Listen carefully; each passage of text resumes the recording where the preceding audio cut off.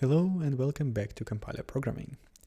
Today I wanted to address something that I noticed while debugging FizzBuzz when I added SCI integration in the compiler.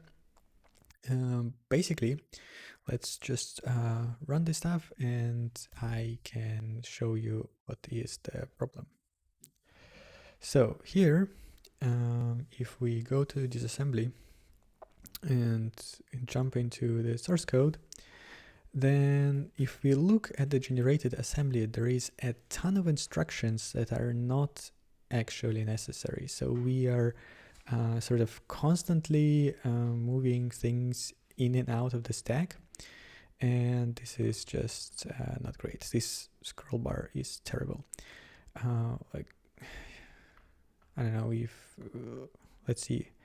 For example, all of this stuff, like this is just crazy. We constantly move it there and back, even though technically all of it probably stays within EX register itself. And while I don't really care about performance at this particular time, I do care that it is pretty hard to read the generated assembly, and that's just impeding adding new features, debugging, and so on. So I thought about a feature that might help with the generated assembly. And the general idea is that right now, the way things work is that we kind of take two expressions and collapse them into one and put it in a temporary space. So let's say that I have a plus 42, and then we have, I don't know, all of that times b. I'm not gonna do all the constant folding stuff here, but let's just say raw. Okay, let's do a plus x to not have immediate and not even think about immediate handling. So what happens here is that we take this expression, right, and we say, okay, actually we will do the sum and put the sum in the temporary value that or temporary register or stack location. Actually, we will always use a stack location. And then we do this and again put the result in the temporary stack location, which is actually different from the previous stack location. And it's one thing that we can look at, like basically treating stack as more like an allocator. So we allocate memory, but we also can release memory and say, actually, this stack location is now free for usage. But this is not something I want to do today. What I want to do instead is reverse the sort of the control of how this happens. Instead of this expression kind of generating these things one by one, let's say that we now also say that, I don't know, I think this example would be the best. So we have A, right? That is, say, actually A was S32 at some point. So like we have A S32 and it was equal to something. And now we say that A is equal A plus X times B. Okay, so what if we parse this expression, we already know that the target of the result is going to be A, right? We're going to write our answer back to A. And there is a extreme version of what I'm trying to do where we would look at this whole expression and say, oh, actually, A is never, or like either never used, only used once. And in these cases, we should be able to use A as the target register. So when we start doing this stuff, we would say, okay, A is actually one of the operands, and we will eventually make A the destination of all of this. So we don't care about the value right now already. And I said, like, we will need to check that this only happens once. So maybe we will not do this exact form. But let's say, let's make a different form. Let's say C is A plus X times B. So we don't have to care about that edge case. So we know that we will be writing these to C here, right? that means that when we do a plus x, we can use c as a temporary memory, and if we realize that c is not used here. So I guess this version would guarantee that. That means we will not creating a temporary here, and then we know that this value is temporary in itself, or like it doesn't really matter if it's temporary. We just will say to the multiplication that it will use this location again as the result. So the idea is that you always kind of pass location to the like target location to the next thing, and that should allow us to collapse some of the code that we generated here. And we can try to follow the progress. If I go back to the how do I do this? So I want to make sure that we actually end up generating less assembly and see how well we did. So maybe what I should do is create like a temp folder here, temp, then I will do build mass fixtures fees bus. Let's see, build fees bus. Okay, that's a problem. So actually I don't want to build it like this. That's something I need to fix. So it doesn't add .mass suffix if it's there. Anyhow, build fees bus exe. Okay, so fees bus still works, and we have an executable. And with an executable, I think it's just easier to look at the assembly and compare the sizes of it. So let's move it from build fees bus to temp fees, we'll just temp, and we'll just use it as a div, right? So if we create a new one that hopefully will have different and better assembly, we can compare what happened and look at that. Okay.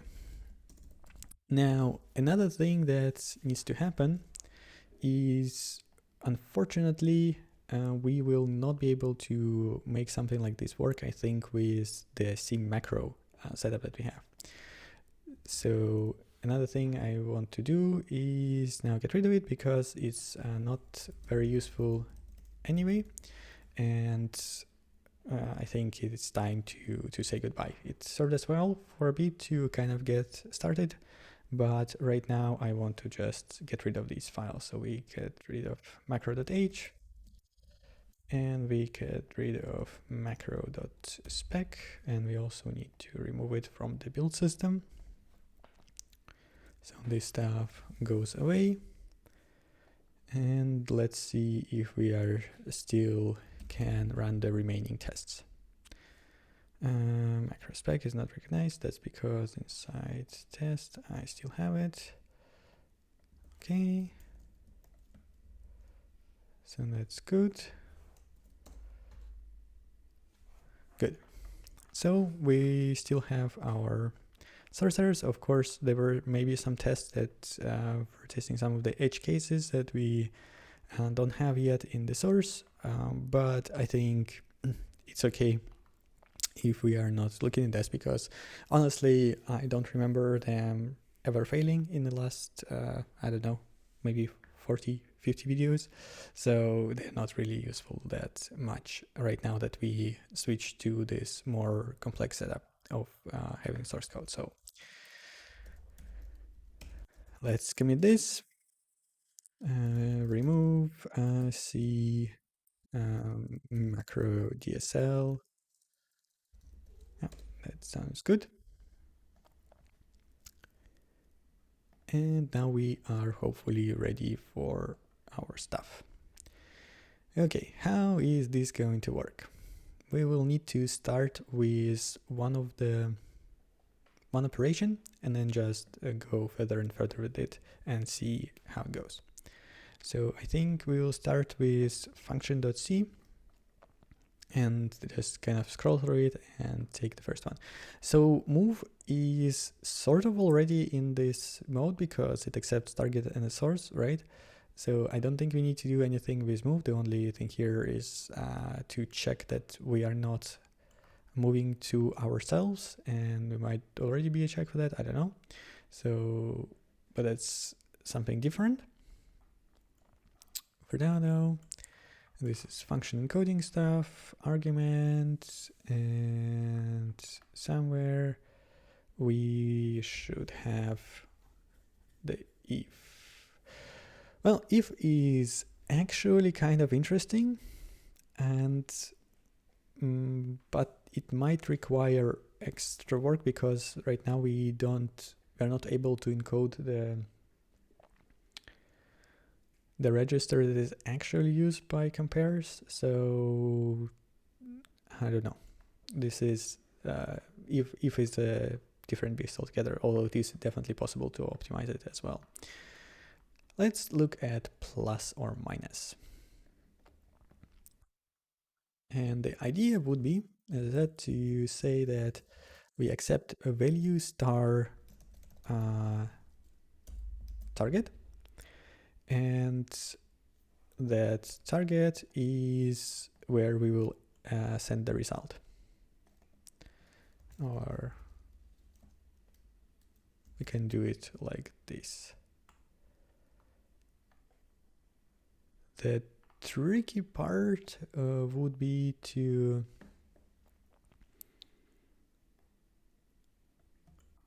deal with the upcasting, or I don't know, the resizing, right? Because we have this logic that if operands are of the different size, then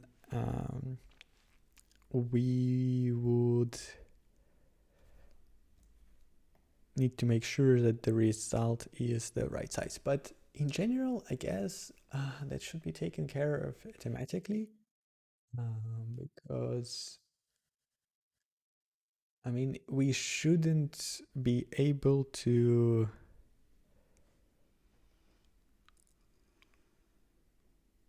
assign something that is smaller, right?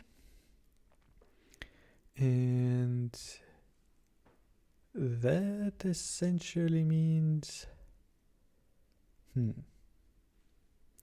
let me think about that. Okay, how do I want to make this work? So this is just a temporary that is used for addition, which is also honestly not always necessary, so that's something we can definitely get rid of. But I'm more interested in this one. So let's try to be very dumb and see if that just will work. So we are moving from builder, from register A to the result. So we are just removing this stuff, and we are returning result. Not that we technically need it, but it's fine. Okay, that should break a bunch of stuff. So that's something we will be fixing. Like this. And like this.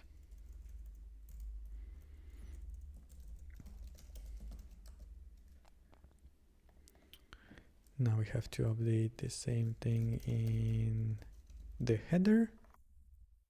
So plus.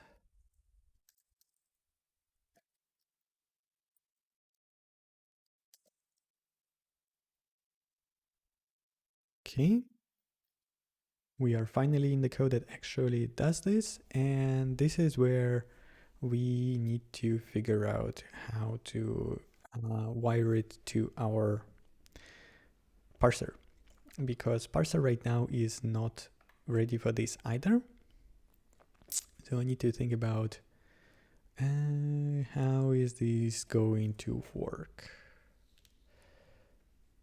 because parser is exactly doing that, right? It tries to match part of the expression, and then it just decides, okay, I'm I'm going to create a temporary value and then let somebody else take care of that. But we need to change all of that. So it is possible that we also will need to change the whole parser setup to make this work. But let's consider if we can make it somehow better. Okay, so again, let me try to look at this stuff. And we will start with the simplest form where we have a is x plus y, right? So if this is the case, we would match on this, right? And I guess what needs to happen is we need to start making something like what we have for functions, or something like an abstract syntax tree after all, where we would take this expression and then create a lazy version of it where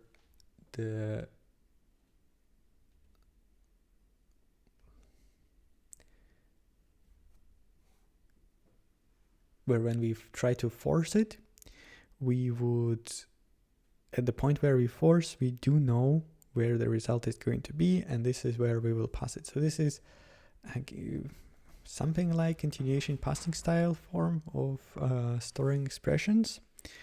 So maybe what I want to do is roll this stuff back first and try to make a change that is just that. So switching to the lazy value mode.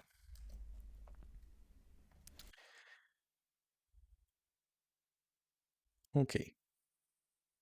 This is going to be a bit awkward because of C and the fact that C does not have lambdas. So we'll have to invent our own lambda, I guess. Where is all of this defined?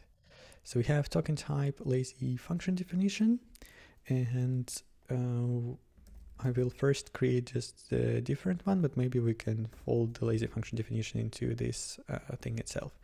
So the idea is we would have a lazy value, and what lazy value will do is it will store some kind of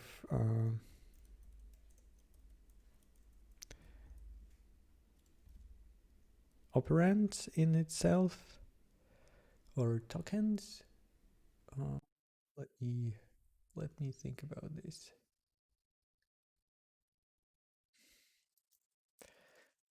All of this stuff is very tricky to get right. So I'm just thinking if I actually need this again. Where are we dealing with the equals, for example?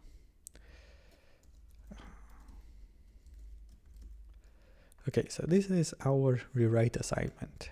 How do you work? We look for this, we split this in two, then we take the right hand side and we do token match expression. I wonder if we can pass the result token, the result value, to the token match expression itself. So the way that would look then is, Okay, let's try to rewrite this stuff. So that would mean that we actually evaluate the left-hand side of the expression first, which might be a bit surprising to the users, but I'm not completely against it because, to be honest, sometimes it's also very annoying when you evaluate the expression from right to left instead of from left to right. So I would be okay if this is a trade-off that we need to make.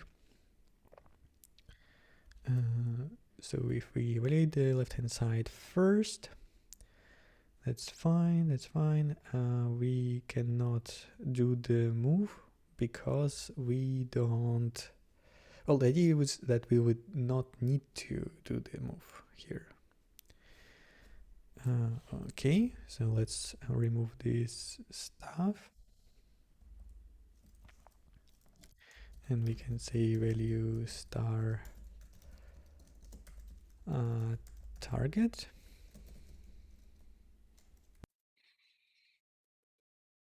Like so.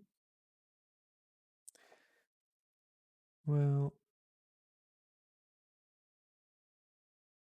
yeah, that's fine, I guess.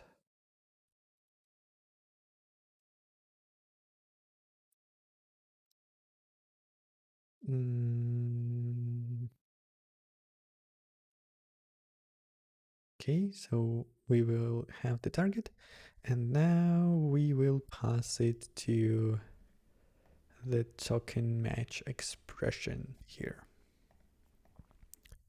And that's already quite a few arguments, but it's fine. Let's pass it, I don't know, as a last one, doesn't matter. Target. And now that would mean that value here is... it's basically gonna be always the target.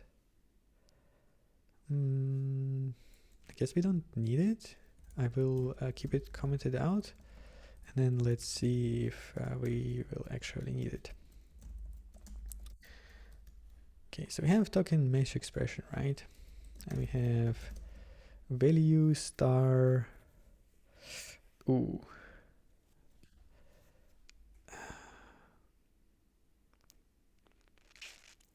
This means we will have to actually pipe it all the way through to everything, which is kind of yuck.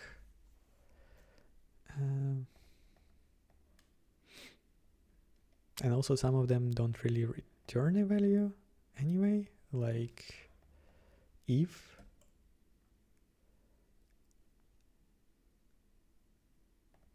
I wonder if we can just stick it onto the builder or something. Okay, let's not spend too much time on it, and let's start trying to get this actually done. Token match expression. Okay.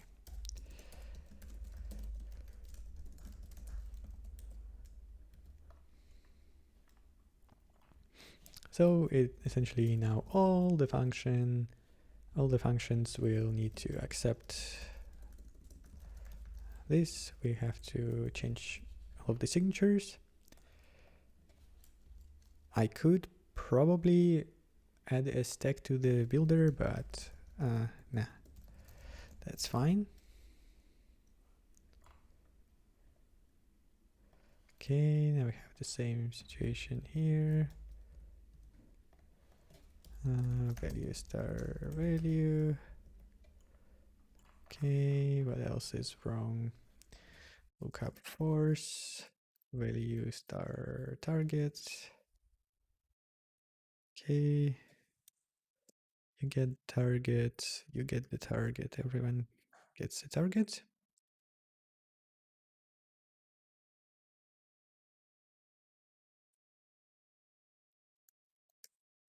Oh, not so many targets.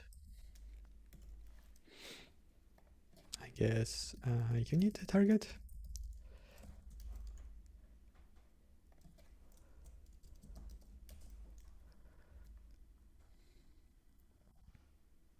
And you need a target too.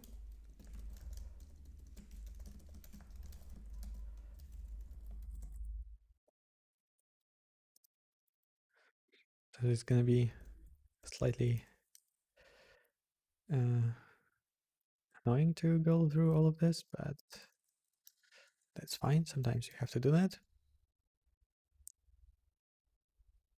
Where else? Okay, we have here. So you also need a target.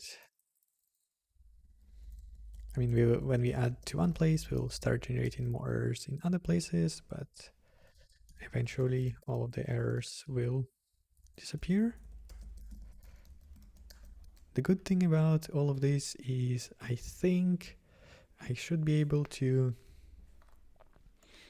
make it work with just this passing around of target first without actually using it.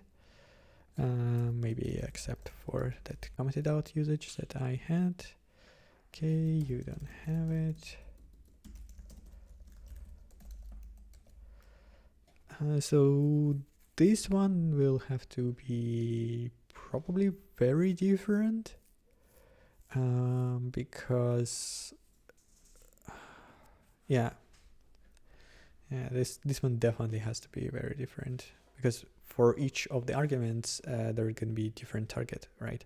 So here actually we will need to pass more like makes me pass in the function definition. And again, I think the tricky part is now expression will actually be evaluated sort of in the order that you read it, which is kind of interesting. I'm still not sure if it's a good thing or a bad thing. But I guess we'll figure out. Maybe all of what I'm doing is gonna be terrible and not gonna work at all. But we will see about that. Descriptor, backend match type.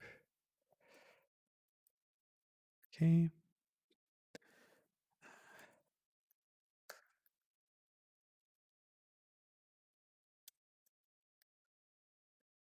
Target, target, target, target.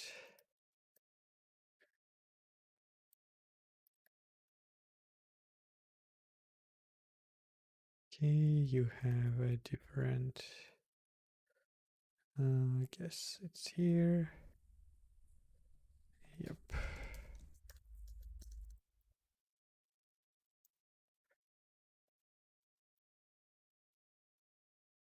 Okay. Let's continue. So as I said, the if is tricky because the actual result, the actual target where it wants the result to be is inside of the special purpose register that contains the result of comparison. And this will require us to recognize that this register actually exists and do some other funky things, I guess. So that's gonna be kind of interesting.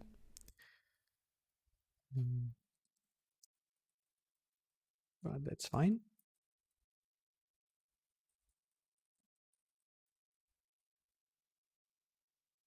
Okay. You also need the target and you need the target.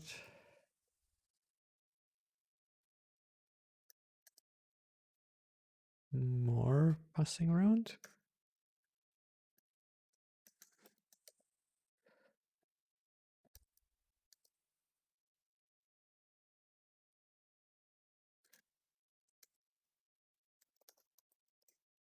I'm also removing the underscore in builder because that was necessary for the macro usage, but now we don't have really any macro usage, so there is no reason to have that ugly underscore there.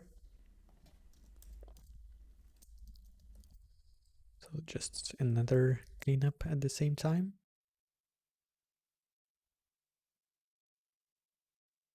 Okay.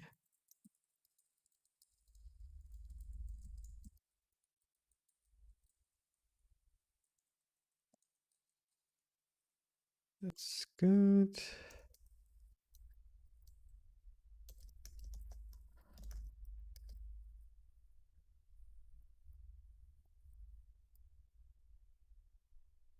Yes, in general, it looks like the only place where we need this is in the kind of our own parser code, which means that should be relatively straightforward to pipe at least majority of these usages into the right place. But in order for me to know if that's actually true, I need to finish out this rather laborious task. We are getting closer though, maybe 20% left.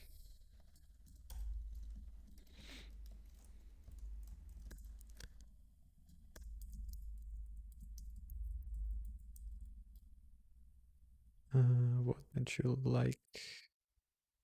Oh, target, target, target. Um,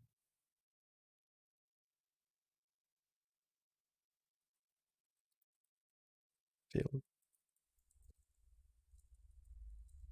Um, how's it called?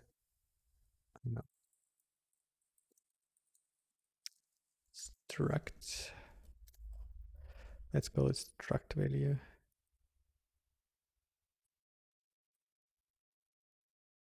Okay.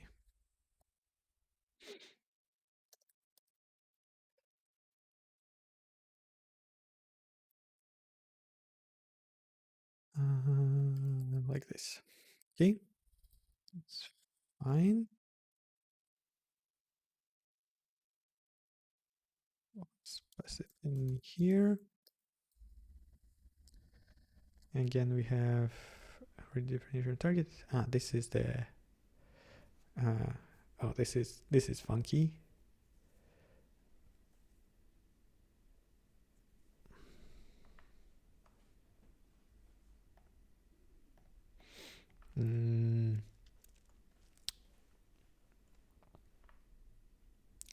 I don't think this should accept target.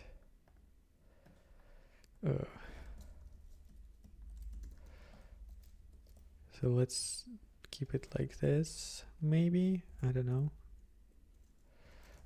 Outside target, and let's say assert not outside target or something. I don't know how this is supposed to work for now.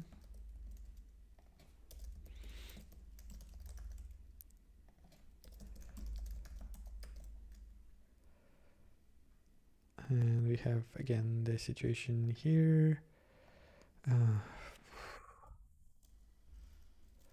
Maybe target wasn't a good value. Was it a good name? Result value. I guess I will have to replace it in a lot of places, but whatever. Okay. Let's call it result value now.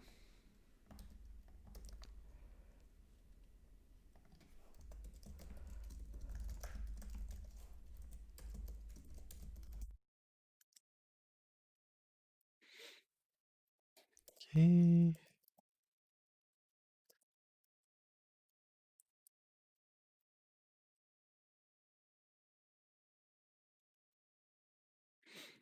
So at least we got to the point where our plus minus and divide also need this thing. So at least I was right about that. That we will need to, like, we will actually get the correct argument eventually to the right place. But yeah, I thought I could do it incrementally, but that does not look to be the case. Maybe I still can, but we will find out soon enough if that's actually true. Just a few more things to fix. And these kind of things are really annoying to fix, but I don't think even IDEA would help you that much here, because like it's you are introducing an argument, and some IDEs can do that, but then you're also saying, oh, I need to pipe that argument to some of the functions that are using it. So I don't think that is actually going to work.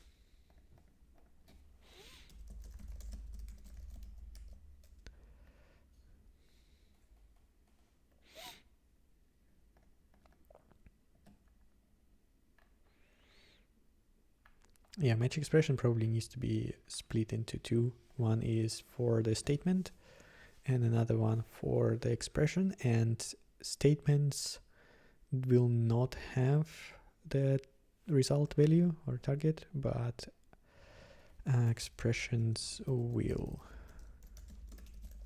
So that's also something to consider. Okay, and in here I think I actually need to think about the target and yes. So this is exactly that situation. Match argument. This is function definition. So in here,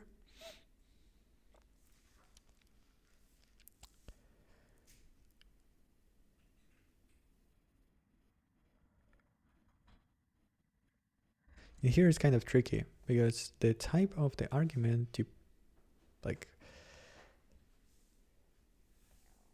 depends sort of on what is happening here. So I don't know how this is supposed to work, if I'm very honest.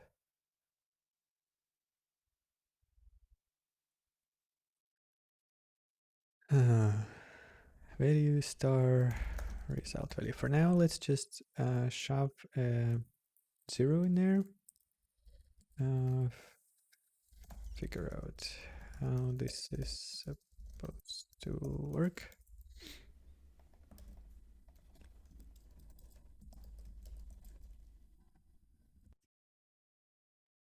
And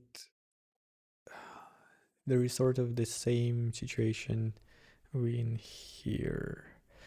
But realistically, force type should not require result value, so I'm not sure why we had to pipe it in there, but we will see if that is the actually necessary or that is just an accident of our poor design in the first place.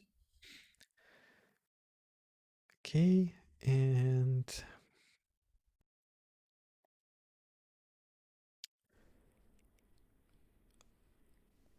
here, unlike all the other things, we actually do know where is it supposed to go. There is still gonna be a tricky thing with void, but since we define the return value, we know that essentially it's like this, right? It will end up returning it, although there is implicit function return here as well. I don't know if that is actually required or not, because implicit function return should simply assign the value if it's not assigned, right? So if return type implicit, what does that do?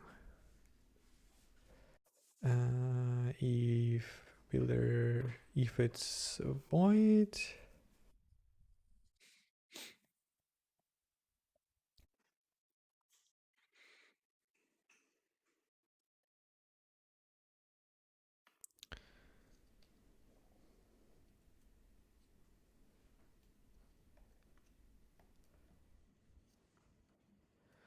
yeah, I think a lot of this stuff will actually no longer be necessary once this refactoring is over. maybe the epilogue stuff is still gonna be there, but realistically, I think none of that is necessary. So we'll see how it goes. Scope lookup force. Yeah.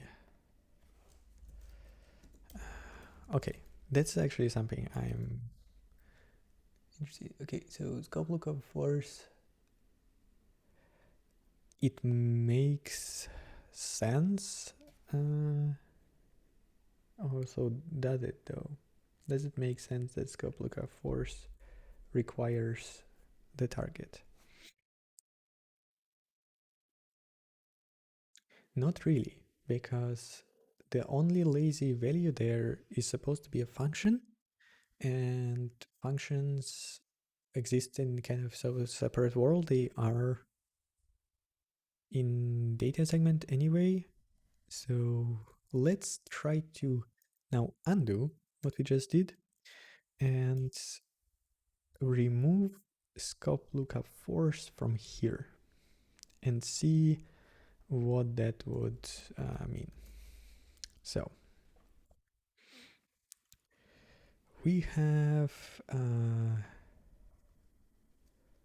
if we don't have it in scope lookup force,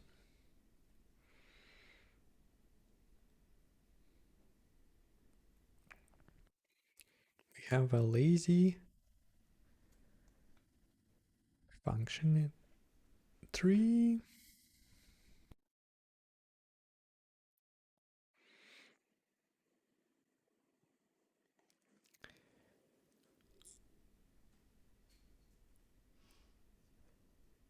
Huh.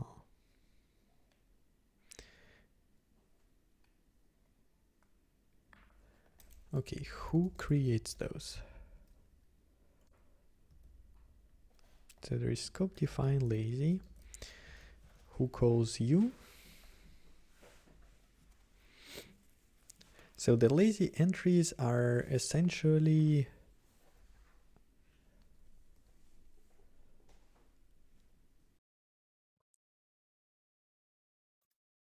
here. Okay, so it's used in constant definitions, but what I'm thinking about is that realistically there should only ever be functions there.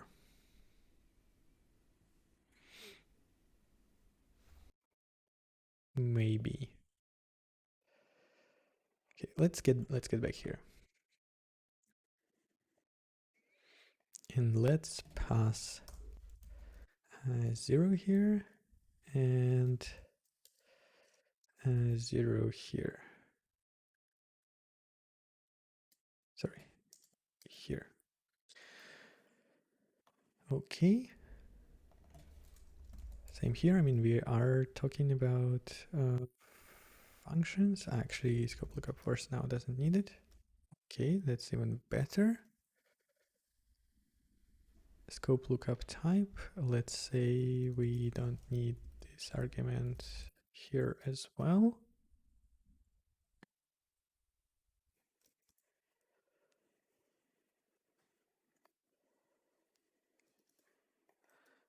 So maybe I was a bit overzealous and I should have looked at the lookup force and what it does. So now this thing doesn't need this either. And you don't need this either. Yeah, I definitely was a bit overzealous with adding all of this stuff.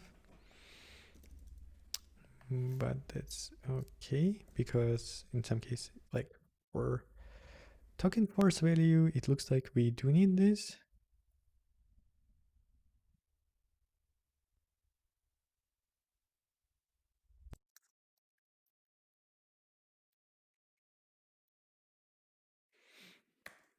Okay.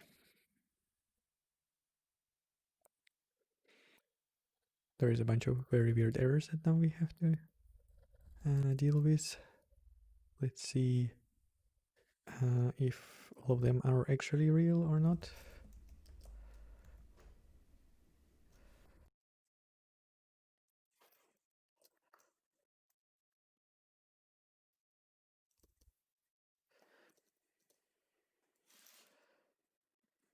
Oh, okay. So here we will need to create the target. So let's add fix me target value, create target.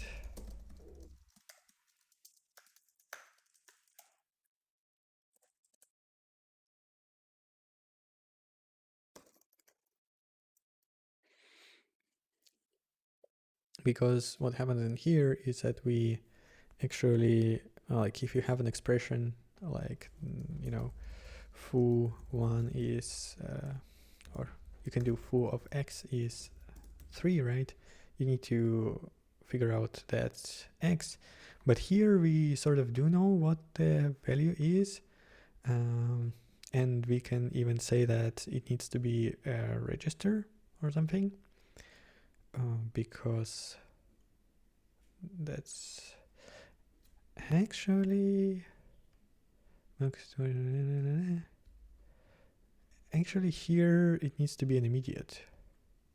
So I do token match expression, but in reality I expect the result to be an immediate.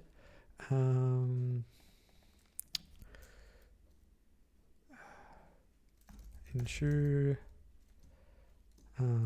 make a convention to have this as a constant immediate.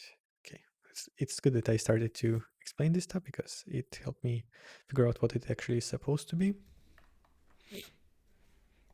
Okay, you don't need this, so maybe you don't need this either. Yep, you don't need this. That's good. Token rewrite expression will need to change, I guess, because it needs to.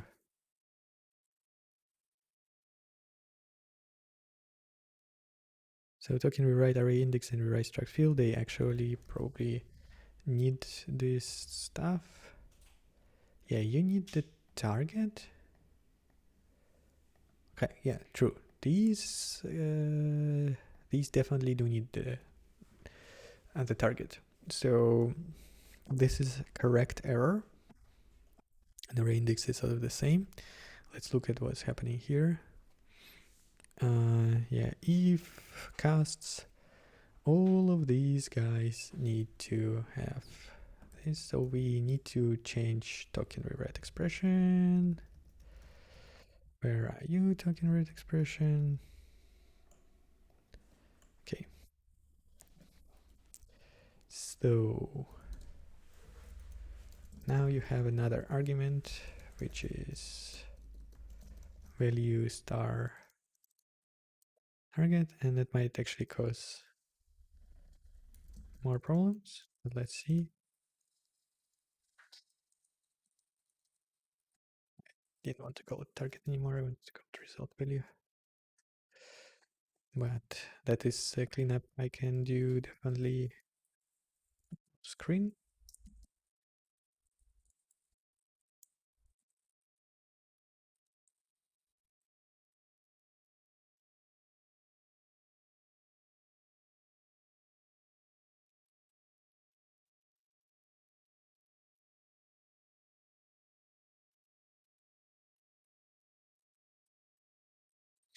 So now we might have to put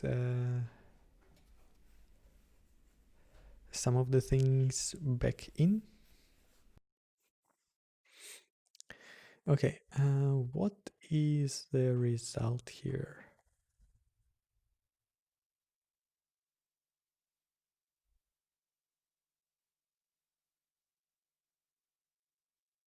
That is an interesting question.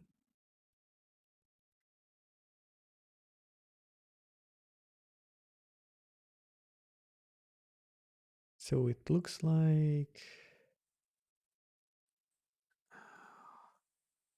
okay, let's again put zeros in here for now, and then we'll figure out what is supposed to actually happen there.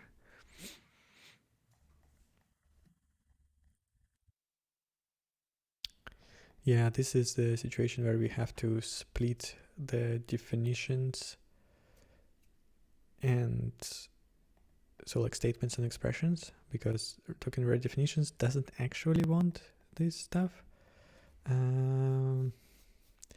So maybe what I should be doing already, and we'll have to do, is say split this in two.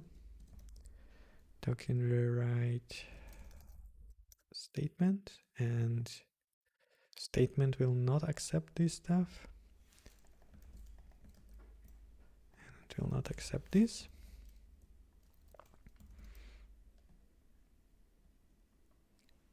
And you can be called statement. So now we should be able to do this and remove the zero here. Okay, so that's better, I guess. Maybe, I don't know. We'll see how it goes.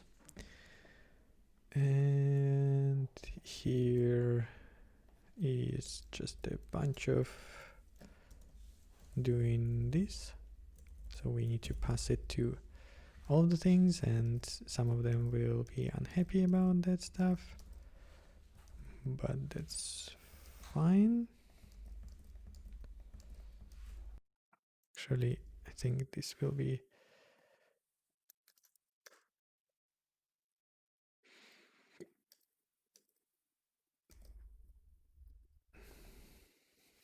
well, that kind of makes sense. Explicit return is supposed to get this from the builder, so that's something that we need to address.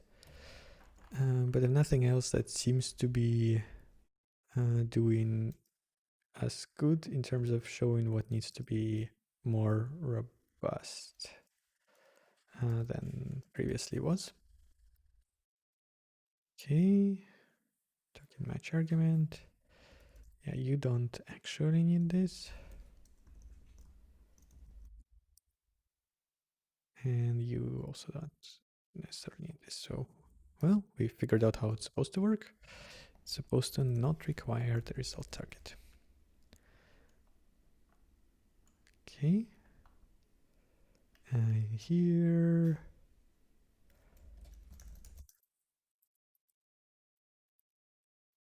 ideally, they all should be statement. And they are. Okay, that actually is very nice. I'm happy about this. Now we need to go back to this stuff, because right now we actually broke it. And if I want to unbreak it, I need to do the following. I need to do move value builder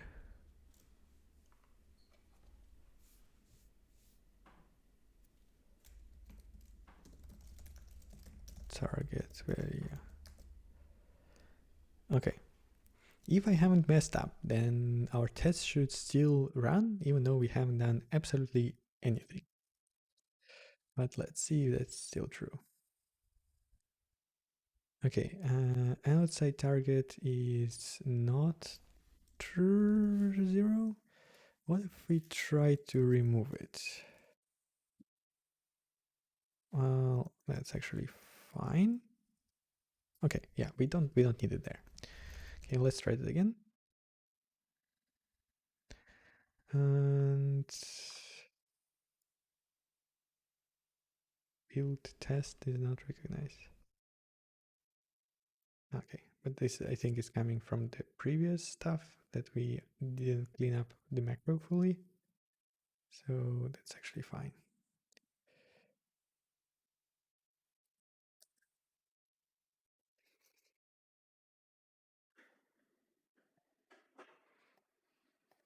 And hello world probably was also in macro. Let me verify that. Hello world. Yeah, here we have parsed hello world. So maybe I should just rename this to hello world.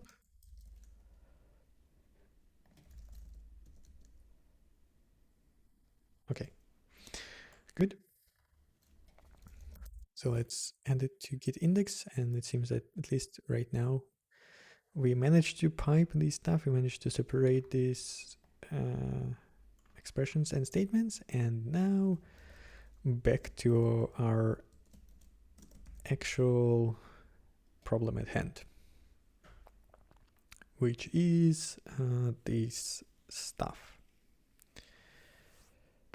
So on the left hand side, we are figuring out where to put things, and right now, yeah, so I don't want to touch this yet, but let's see if we can maybe start figuring out how to do it everywhere else. So the idea is that these moves should move somewhere else. We have match expression. Where are you going? And we can actually keep this thing in, I think. And then there will be a move that is the same value to the same value. If we can get to that point, then it's great. So token match expression does all of this crazy stuff. And what I want to do is, I guess I want, this is a good test. So 16-bit values, I mean, it doesn't matter that it's 16-bit. So let's just try to follow what happens here and see what we need to change. My guess is it will get to assignment, right? Oh, it's actually not assignment. It's actually return. It's an implicit return of this stuff, which is also okay.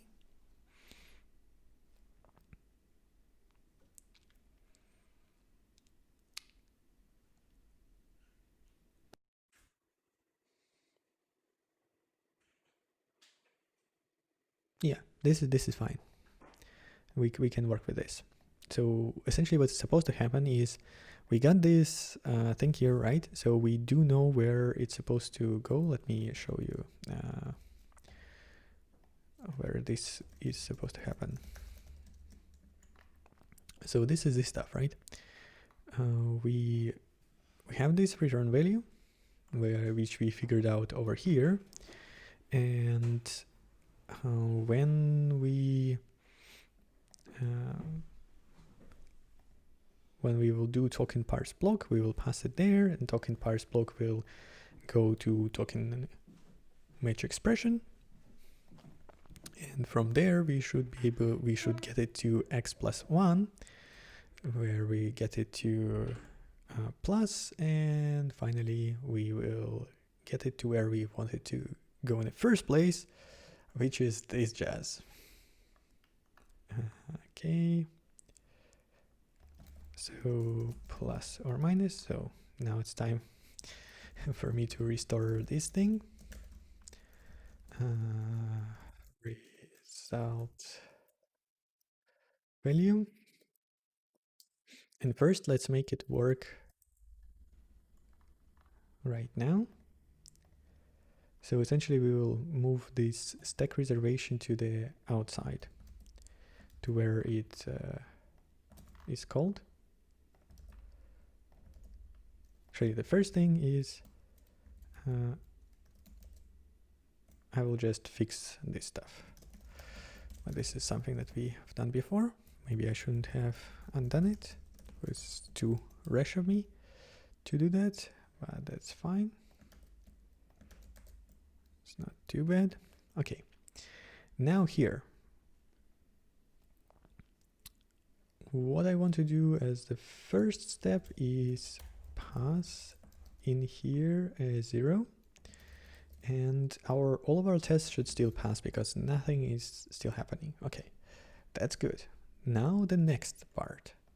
And the next part is where things might actually start breaking, but we can fix them.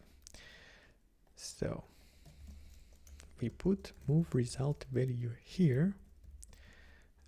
This is actually also wrong. This should be a larger descriptor, but whatever.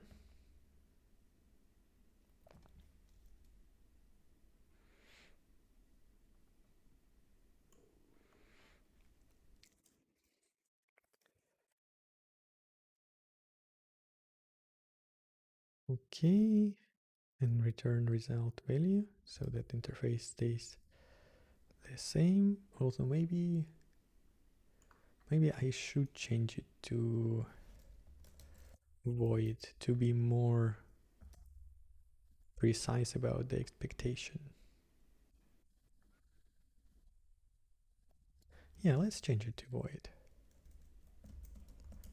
so that people sort of don't expect that it returns, that it doesn't work like functions work in other cases.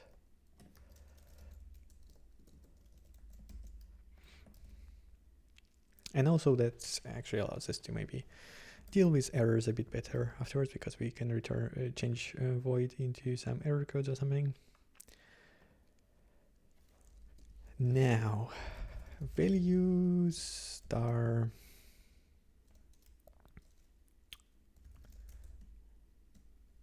result.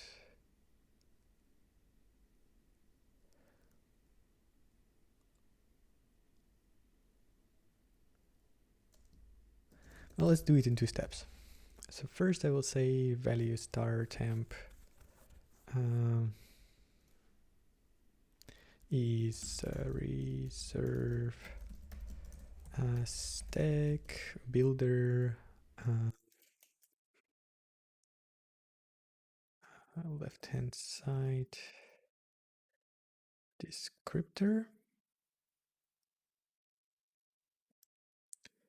and now you are gonna be like this, and instead of value it's gonna be temp, sort of this same step here, I guess. Descriptor is not a member of token. Yes. So value LHS value is this. Right hand side value is this. LHS value, RHS value.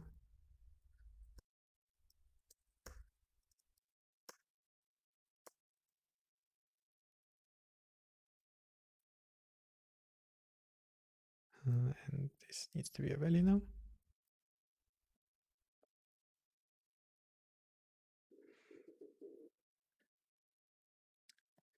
I think I also need to change stuff here.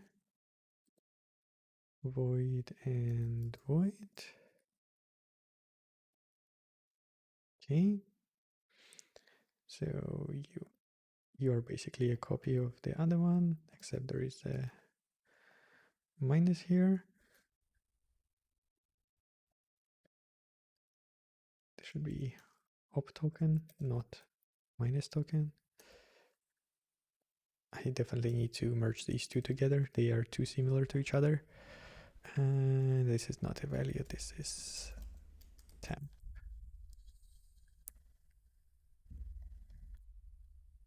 Maybe maybe constant fold is not ready for this stuff because it wants to return, but that means that it's good that I actually merged this, because I will need to. Okay, let's actually expand this for now.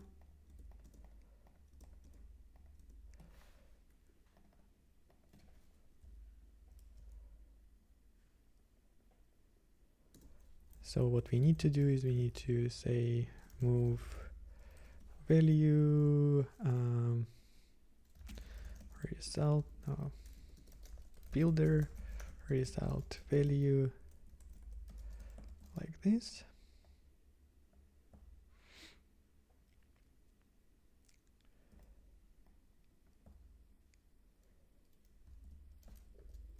And then we need to do return.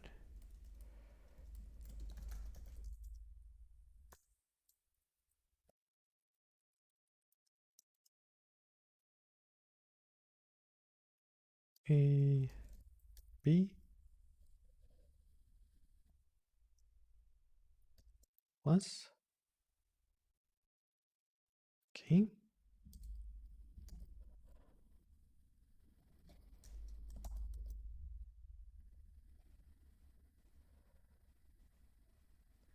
I can actually clean this up probably a bit more, but that's not important for now. What is important is how terribly broken things are right now. So let's run the tests and marvel at that. Okay, everything works, which is great. So again, essentially all of the stuff, all of the probably, I don't know, 1 and something hours that we spend on this, the whole point is now this stuff is outside. And that means that we can start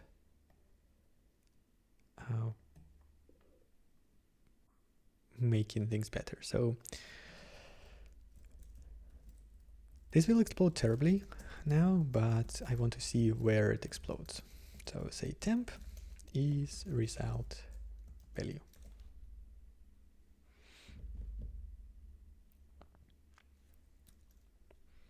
So instead of reserving something on stack, we'll try to get it from the outside. And the only place right now where this is sort of supports to work is in that return statement that we saw, but I think it will break a ton of stuff.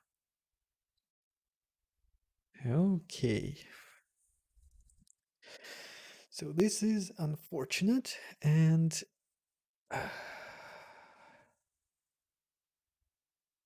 oh, where are you exploding? I think I know what's happening because we are returning inside of array_x, and that means that we cannot use array_x as the temp register. So we are kind of being pushed slightly by our own code to implement proper register allocator. But for now, that's not the case. I think I can work around this stuff if I want to. So yeah, we are of course in plus or minus. We are in here. We are in right plus, right, parse block, who. So we are actually in the right place. This is, yeah, this is exactly what I thought it was. And which test is it?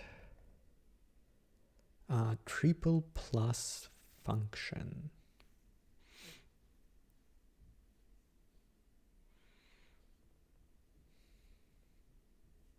This is kind of interesting.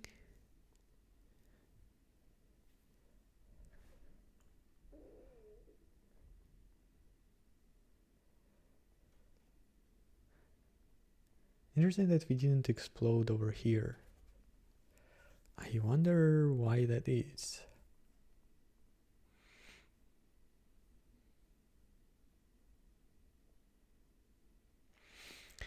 Oh, I guess because these two are immediate values, maybe.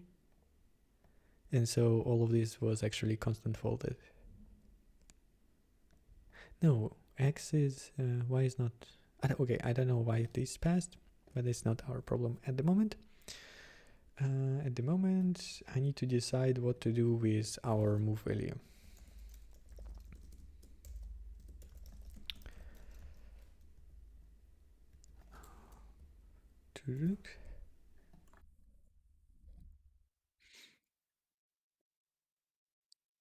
where is the test that...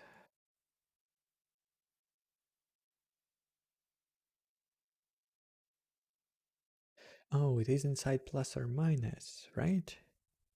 Let me recheck again. Yeah. So this is where the problem is. Okay. But this assertion is not actually correct. So let's make it better.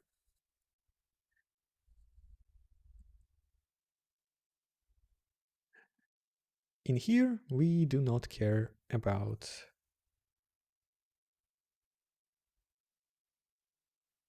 which register it is. Then we do this stuff, and here we should be doing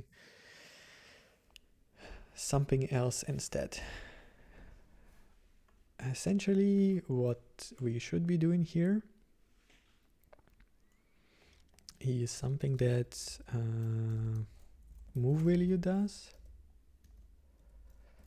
So let's get back to move value.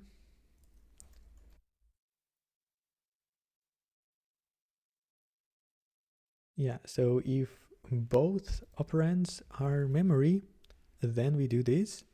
And at that point in time, we can, like, if that's the case, we don't even need the check for register because it's not going to be A anyway. So if operand is memory of A and B, then we create A.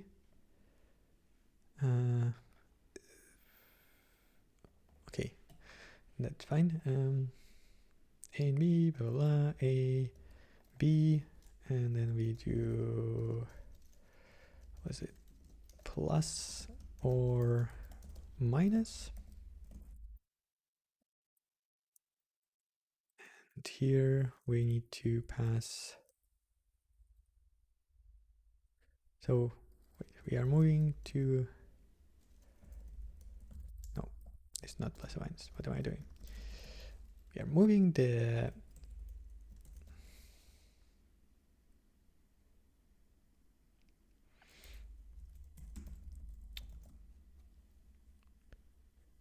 one of the operands. So let's say A to register A, and then we say target reg A B.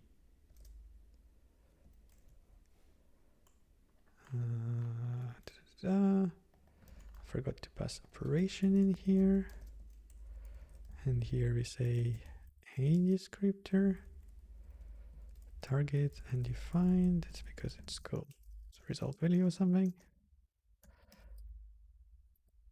Okay, now that's better, right? Because we are checking, we know that we can sum register with something else if we look at our instructions. And maybe I will need to add more instructions, but that's definitely something x86 can do. And so if both of them are not registers, then we move one to register A, and then we do the sum.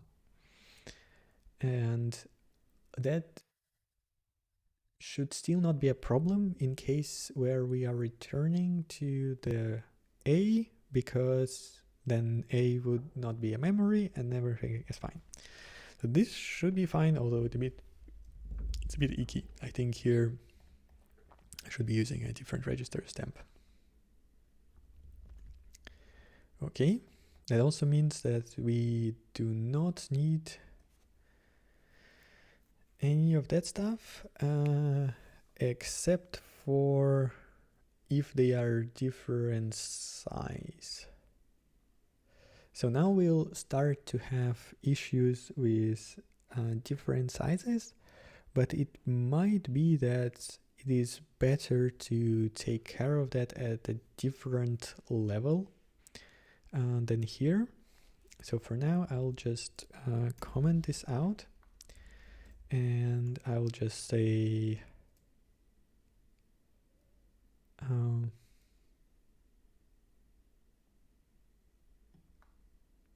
actually we should be able to get rid of this move value as well, but that's not something I will do for now.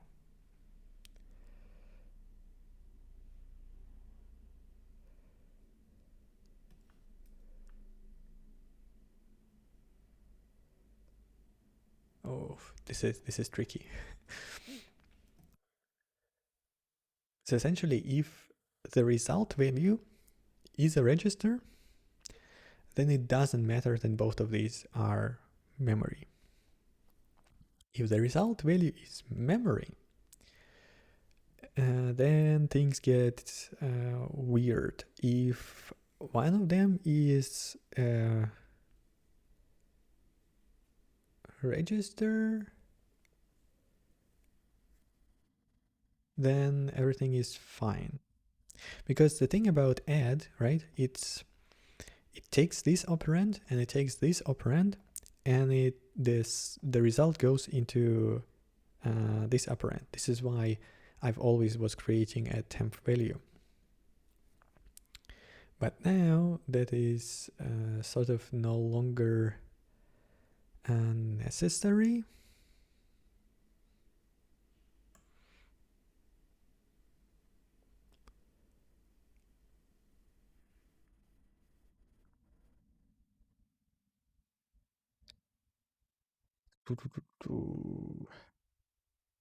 How do I want to deal with this stuff? Okay, let's. Should I keep this here?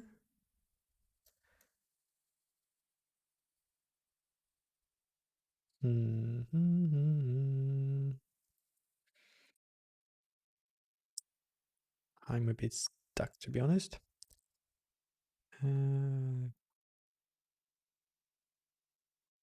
What should I do? Okay, let's just try it out.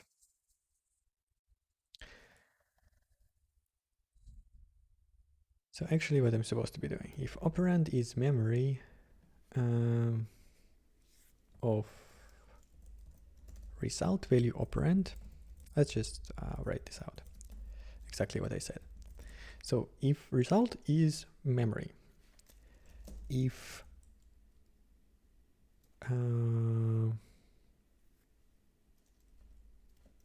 operand is memory of A operand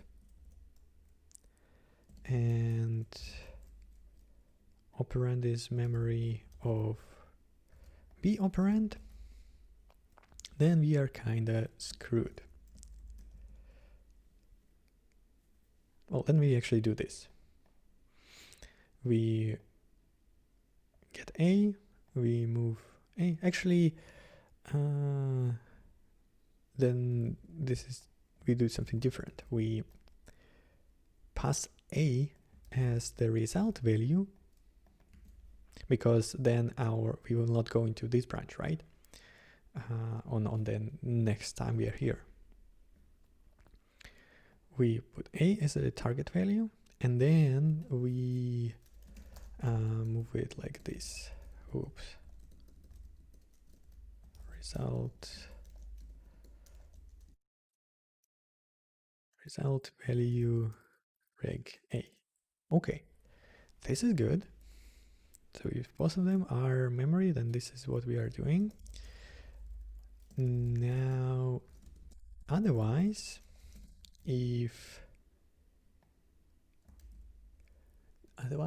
does it matter if which one of them is memory? No, it doesn't really matter. So otherwise,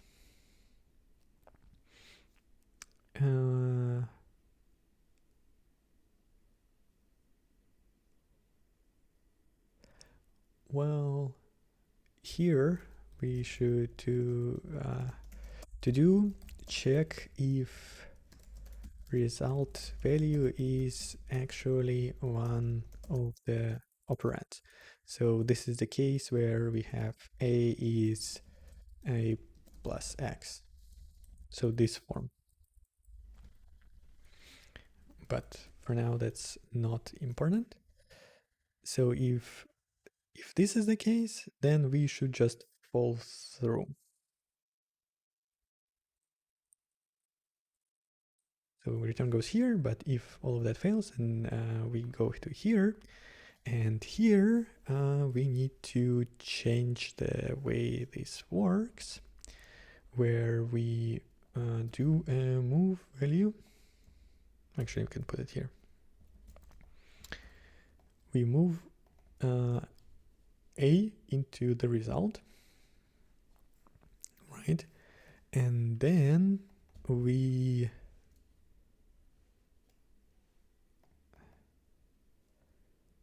put result value operand into here.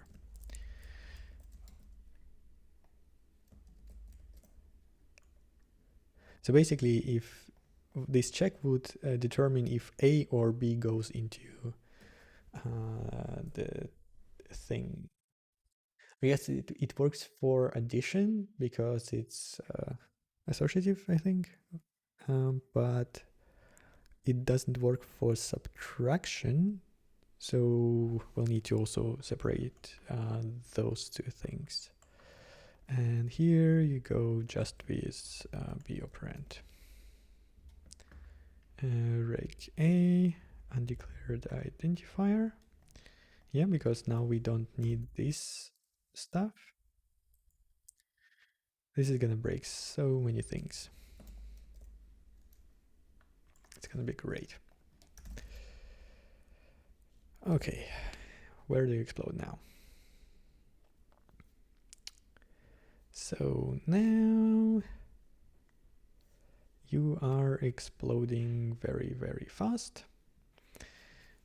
because of how we are dealing with, yeah, because we no longer scale up the value.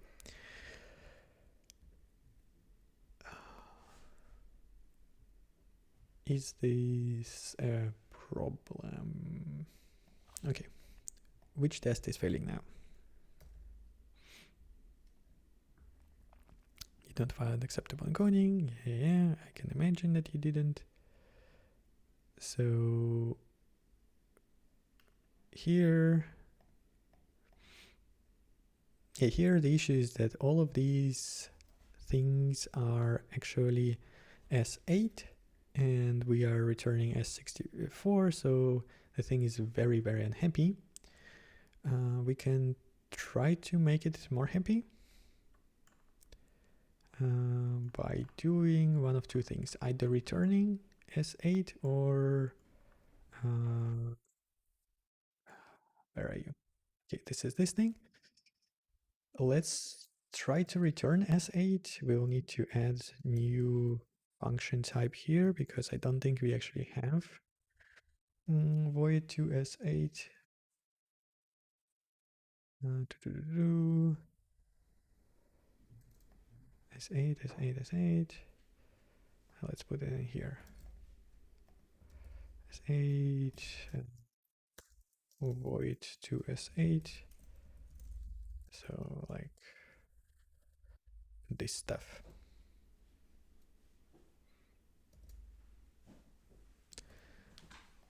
Okay. So let's see where we explode now. Well, that is pretty good. I mean,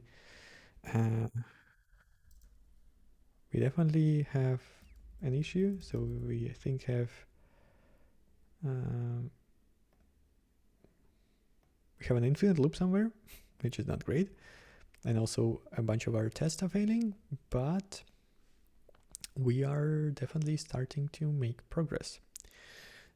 Okay, let's try it again. Let me try to first random test here.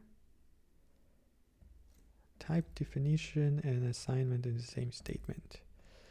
So the next test after that. Okay, so this seems to be exploding. Let me disable it.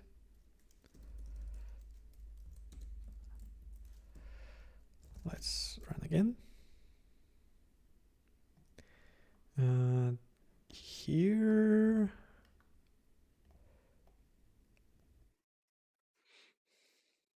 Yeah, so here what's going on is that we... No, this is the wrong one. It's exploding here. I guess the value operand type is not none. So we are... Yeah, because the return type is void to void. So if I want to make that work right now, I will have to do... Where are you? No, actually, this seems fine. So what I thought was happening is that this is void, but it was trying to return a value from here, but it doesn't seem to be doing that. So let's try to run the debugger and see what is actually going on. Ensure register memory, rewrite assignment. Okay, I don't want this pop up here. What are you trying to do? Tell me. Let's go into... So we have target and we have source. Target is memory indirect.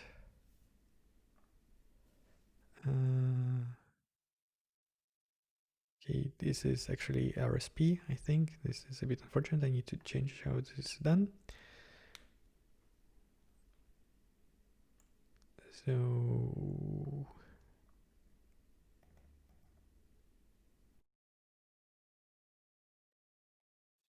RSP, indirect.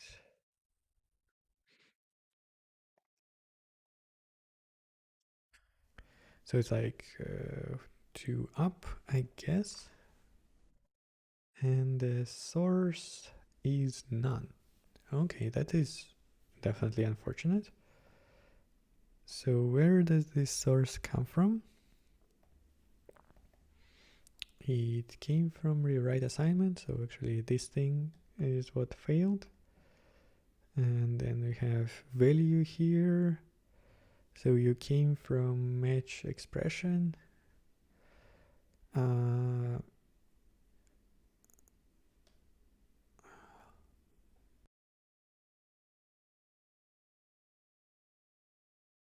Okay, I think I know what's going on, but fixing that is gonna take a while. So now we are doing plus somewhere here. And assignment is, as we know, not ready to receive plus. So that's something to figure out. Maybe what I should try to do, and that might help, is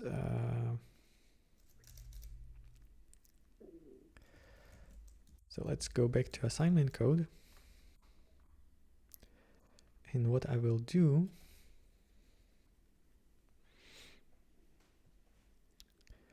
so target is passed here.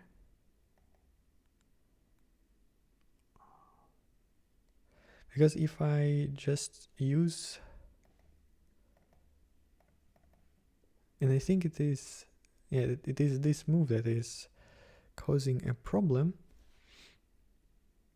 So I will say if value descriptor type is non-descriptor type void, then do this, and then fix me hack for target value.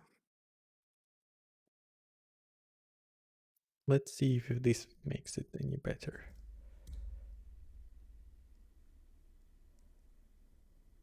Well, we are crashing. That's progress, I guess.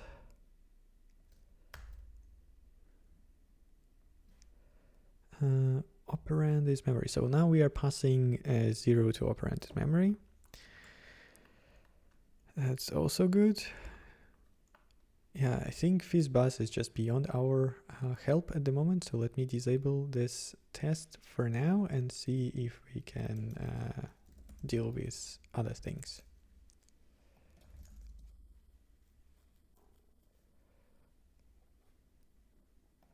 Okay, struct definitions, while loop is hanging. So while loop also goes away for now. Let's continue with simple things. Okay. So this is actually not too bad. Let's try to figure out what is going on with one of the tests and maybe wrap up afterwards. So we should be able to define, assign, and look up a 64 variable in a stack. Or triple plus is actually easier. So triple plus, what's going on with you?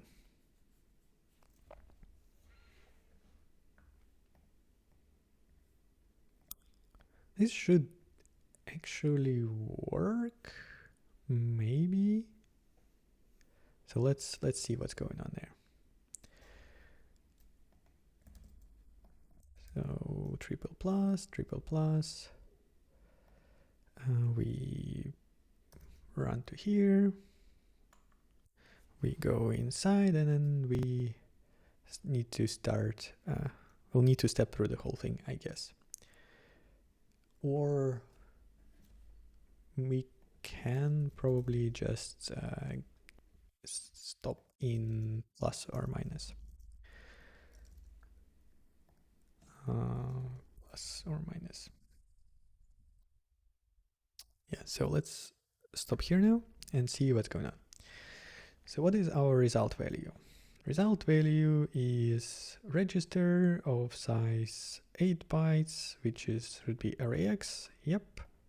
So this makes sense, right? Because we have a 64 value here, so we know that return value of this is going to be in a register. Okay. What are our A and B? A is register C, and B is register D. Yeah, so all of it makes total sense to me. So let's see what happens here. They are not immediate. The result is not memory, so we'll skip over that. Okay, yeah, that was wrong what I did. So I already know the issue, and that might be all that is. We need to move this here. And because even if the result is not memory, we still need to put A into the result so that we can do this add. Otherwise, it will not work.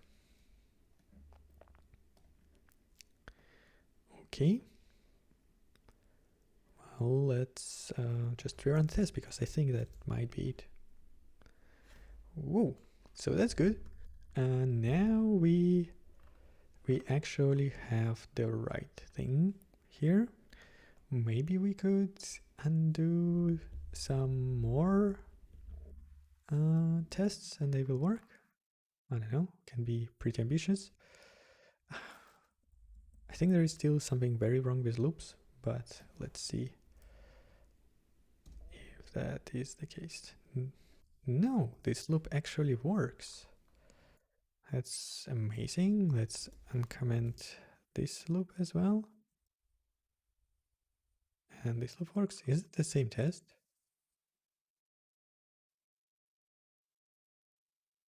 Oh no, this just uses macro. Okay, that's fine. So we only have FizzBuzz. And let's see, maybe we get lucky with FizzBuzz as well. No. Mismatched operand size when moving. Oh. So it looks like it tries to move. Okay, let's look at it very quickly and then see what's going on.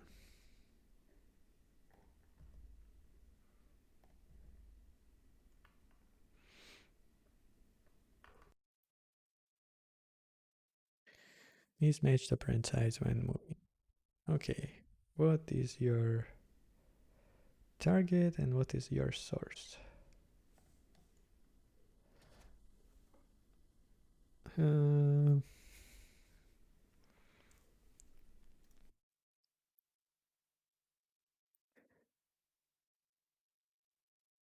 So it tries to move into a void.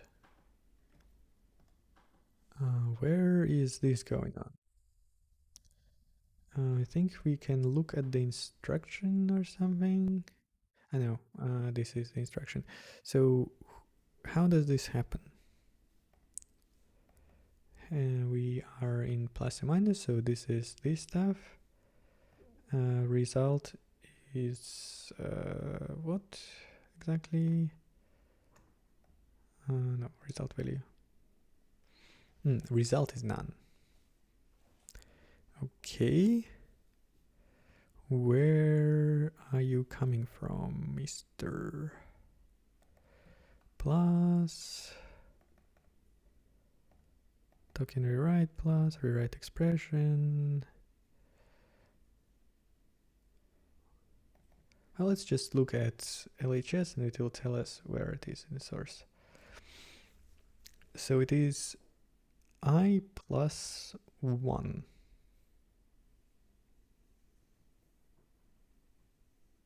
Okay. Where's this bus? So I guess it is this thing. Yeah, it's definitely this statement that is making it very, very confused.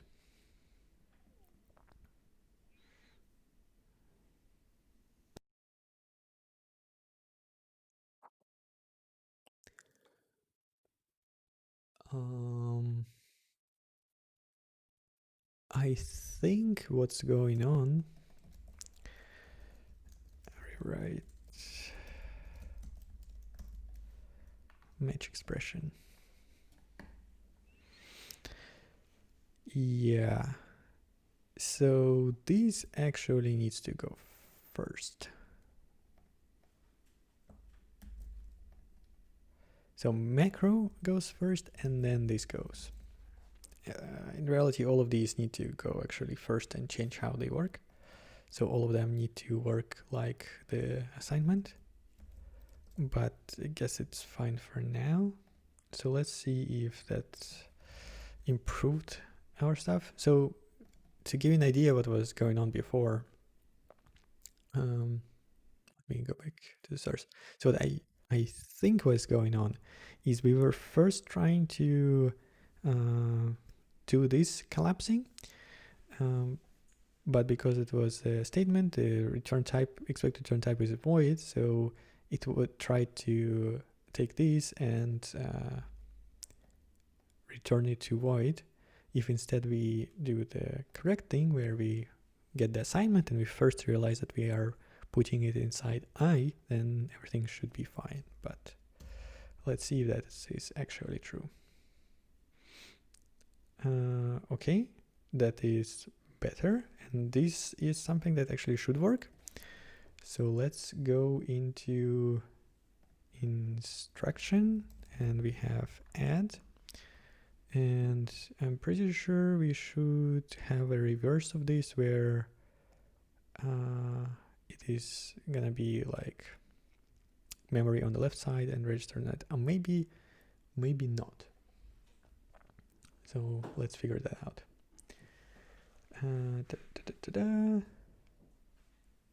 I need my Firefox.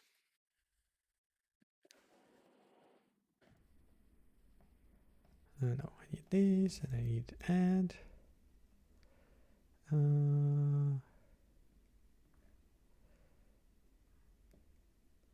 Yeah, it looks like that it exists, because that would make sense.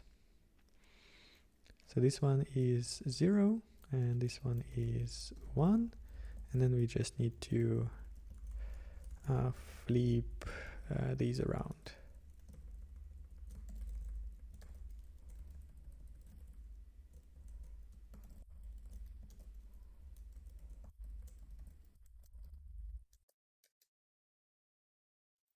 I think. Yeah. That looks fine. Let's try again. Well, we are making progress. Not quite there yet though. Let's see what is going on. I think somewhere where I pass a null. Yeah. So we have another null going on, but that's fine. Let's see where it happens. I think the way I can actually fix this, even without doing too much investigation, is we will go to plus, or like plus, and here we say that result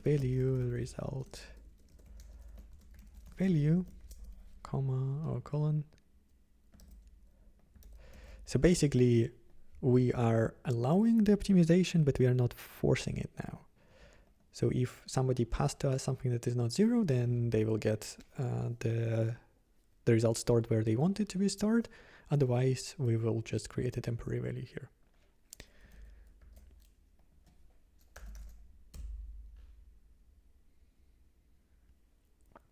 Okay, we have one more thing where we are trying to move into void, I guess, and that might require changing around things. So let's see where this is going on. Rewrite plus, rewrite expression, match expression. Yeah. So where are you? Location. No. Line column. I actually want stars. Start index plus count. Start index plus count. Okay. So this is happening inside of the function call.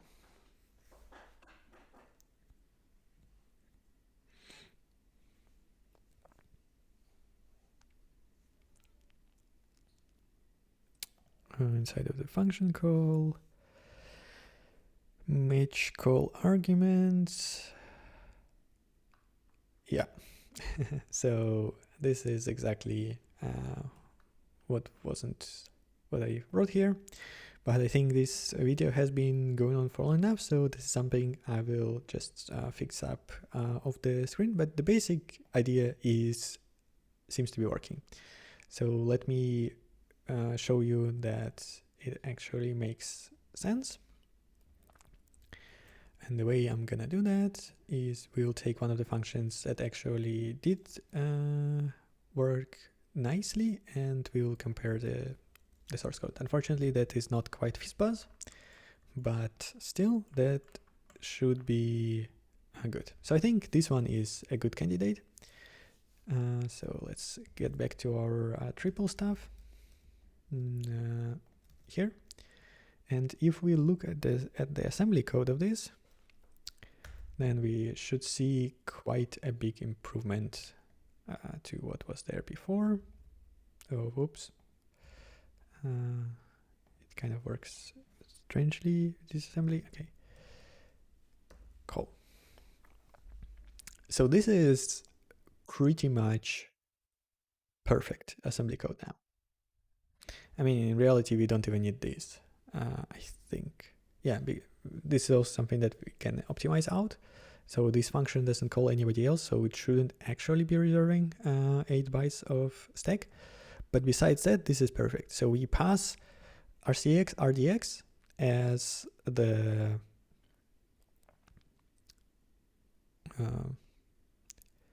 as arguments, right? And okay, there's also this unnecessary move, so this is definitely something we can also optimize.